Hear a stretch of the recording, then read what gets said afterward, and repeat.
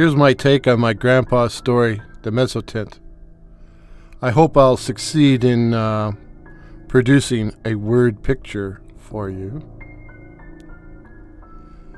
Every organization has a complaints department, and at the public library, the buck stops with me. Patrons complain about the content of books, the pictures and photographs in magazines, the lyrics of rap tunes, and the ratings we put on our DVDs. Sometimes we take specific action as a result of these complaints, often not, but each customer is entitled to a polite explanation of our decision.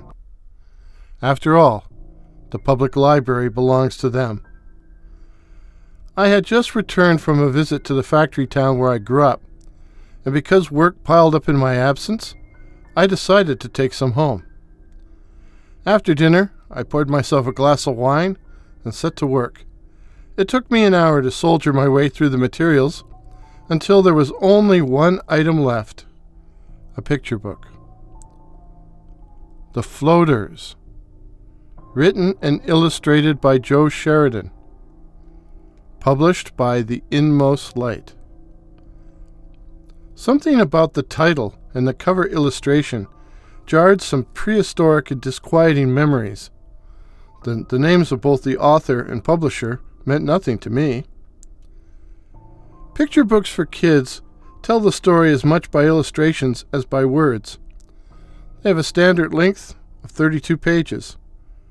Most complaints about picture books concern whether the contents are suitable for children. In this case, the patron thought the pictures were too frightening, even for adults. I opened the book and dropped it on the floor. I didn't pick it up right away, and before bending over to reach it, I drained what was left of my wine. When I had calmed down, I reopened the book and looked at the first pages. The illustration showed a typical bungalow, such as one might find in any blue-collar town in North America back in the 1970s. But this particular house was an exact duplicate of the very one in which I had grown up, down to the identical house number, posted just to the left of the white front door. 3 figures stood on the front lawn. It appeared to be fall. The grass was brown and dried, and the trio all wore windbreakers. One of the figures was me. I still remember the Toronto Maple Leafs baseball cap I appeared to be wearing. One was my father, and the third was our grumpy next-door neighbor, Mr. Cushing. The simple text read, "I see the Floaters got another kid last night."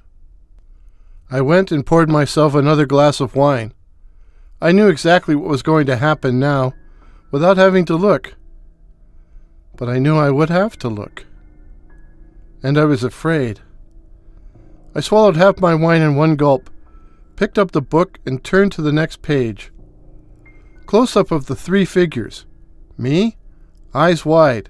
Dad, face red and angry. Mr. Cushing, smug, smiling. Text, "Not in front of the boy." I remembered the entire conversation, now, as if it had happened yesterday and not 30 years ago. Dad had been very angry about it, as he had no use for our crabby neighbor, who he called an old woman behind his back. The next pages showed my childhood bedroom, with the sports posters on the wall, my model cars, the desk where I did my homework, and comics everywhere, including the floor.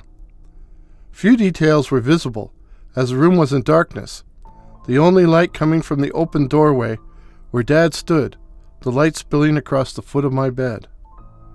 Text, "You're too old to need a nightlight." I turned the page. Total darkness. The only illumination in the room comes from the bedroom window.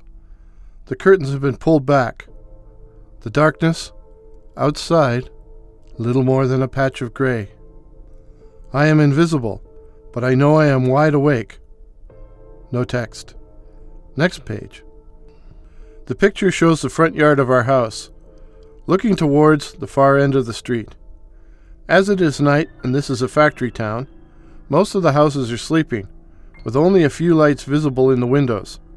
The street lights cast pools of illumination, which still leaves most of the street in shadow. And down at the far end, a white spherical blob. No text, but what flashed through my mind was, "It's coming to get me." Next page. The illustration zooms into the far end of the street, where the white blob has now become a human head, floating several feet off the ground. The face is young, freckled, with unkempt hair and reddish eyes. I flip through the next few illustrations, all of which show the head, the floater, sailing down our street until it arrives directly in front of our house. And as I've been looking at the pictures, I've been saying, "Get up, run, wake up, wake up." And with a start I realize I've been talking out loud. Next pages. The head is shown entering the room by floating through the window. I'm a mere shadow, lying in bed, sound asleep. No text. Next page. The head hovers over the bed, looking down at me, its expression both hungry and malignant. No text. Next page. The floater pounces, mouth open to reveal strong discolored teeth, the entire scene suffused with red spurting blood. Text. The moaning sound of a floater. The eeing sound. Next page. Dad stands in the doorway of my bedroom, light behind him, his face a mixture of fear and confusion. Again, the light spills across the foot of my bed, revealing my bare foot, sticking out at an odd angle. Text. The written text was Dad calling my name. My name, ending in a question mark. I closed the book and locked it in my desk drawer. I had another glass of wine, and when it was time for bed, I lay down on the living room couch, with every light in the house turned on. I didn't sleep a wink.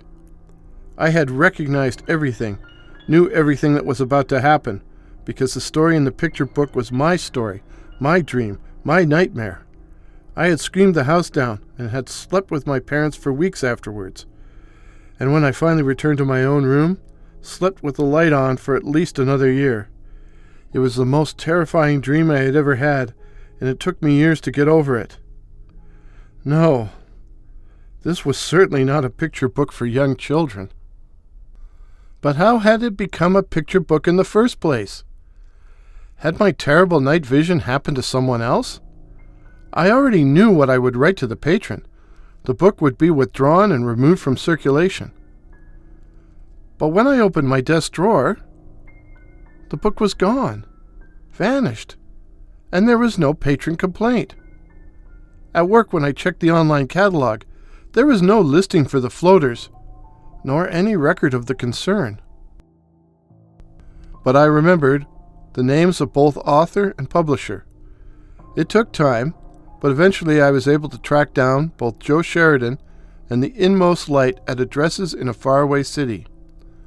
Given the nature of my problem, I decided to visit in person rather than make contact by phone or email.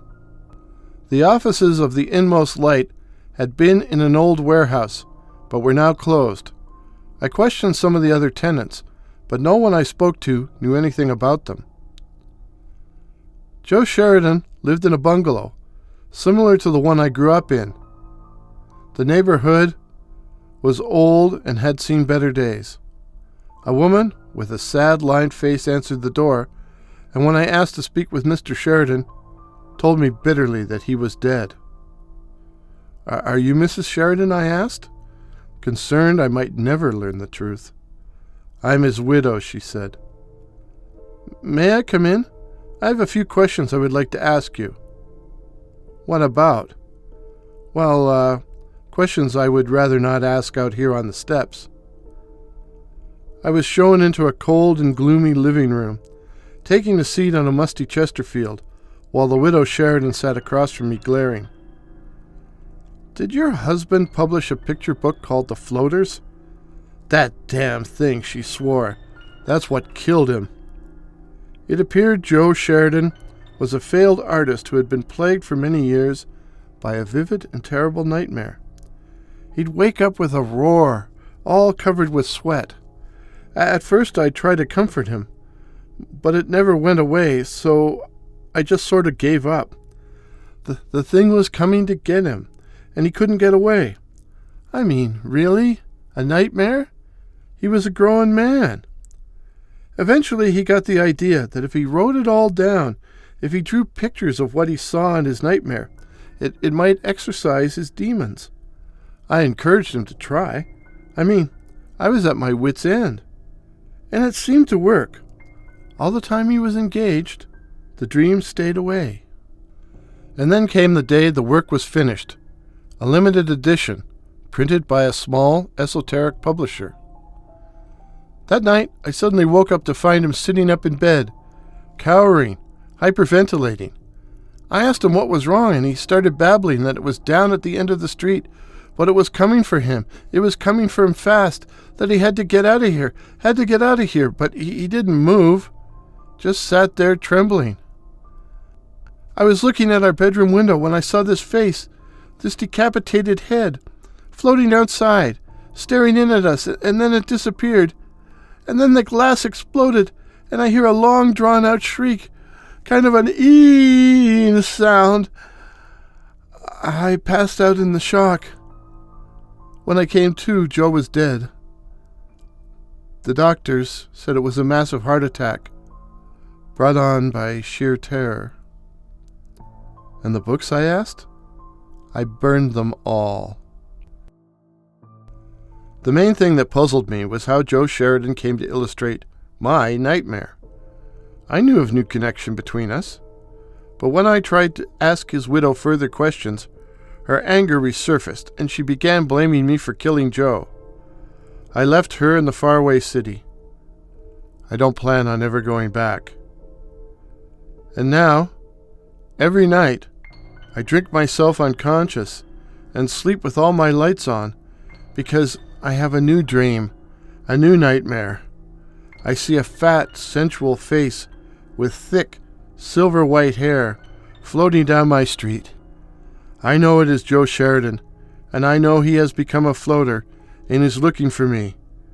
Every night he gets closer, and someday soon we will meet face to face.